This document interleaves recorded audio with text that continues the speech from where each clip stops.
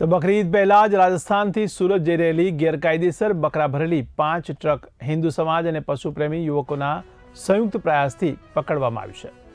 ત્યારે ગત રાત્રે નડિયાદના બેલોદરા પાસે આવેલી સેઢી નદીના બ્રિજ પાસે ચોક્કસ બાતમીના આધારે હિન્દુ સંગઠનો અને પશુપ્રેમીઓએ આ ટ્રકોને અટકાવી હતી। આ ટ્રકોમાં આશરે હજારો બકરા ભરેલા હતા, જે ગેરકાયદેસર રીતે લઈ જવામાં આવી રહ્યા હતા। ત્યારે હિન્દુ સમાજના કાર્યકરો અને પશુપ્રેમી યુવાનોએ તાત્કાલિક પગલાં લઈને ટ્રકોને રોકીને પશુઓને સુરક્ષિત રાખ્યા છે।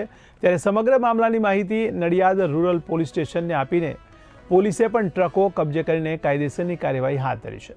આ કાર્યવાહીમાં હિન્દુ સમાજ અને પશુપ્રેમીઓએ આ નિર્દોષ પશુઓની બલિ ચડતા પહેલાં જ તેમને પકડી પાડવામાં આવ્યા હતા। ત્યારે રાજસ્થાનથી સુરત જઈ રહેલી આ 5 ટ્રક, જેમાં બકરાઓને ઠૂંસીને ભરવામાં આવ્યા હતા, પશુપ્રેમીઓ દ્વારા નડિયાદ રૂરલ પોલીસ સ્ટેશનમાં જાણ કરતા પોલીસે તપાસ હાથ ધરી હતી અને બરોડાના આજવા પાંજરાપોળમાં આ નિર્દોષ પશુઓને મોકલી દેવામાં આવ્યા છે। 5 ટ્રક બકરા ભરેલી પકડી છે। શું છે વિગત? બસ રાત્રે ઇન્ફોર્મેશન હતી કે 5 થી 7 ટ્રકો બકરા ભરીને અને કતલખાને જઈ રહી છે। તો અમારી ટીમ દ્વારા અમે રોડ પર ઊભા હતા અને ત્યાંથી આ ટ્રકો નીકળી, એમને ઊભી રાખીને અમે શાંતિથી પૂછ્યું કે ભાઈ તમે આ બકરા ક્યાં લઈ જાઓ છો? એટલે એમણે કહ્યું કે ભાઈ તમે કોણ છો? અમે કહ્યું કે ભાઈ અમે ગૌ સેવકો છીએ, જીવદયા પ્રેમી છીએ, તો તમે ક્યાં લઈ જાઓ છો? તેમણે સીધો જવાબ આપ્યો કે અમે સુરત લઈ જઈએ છીએ।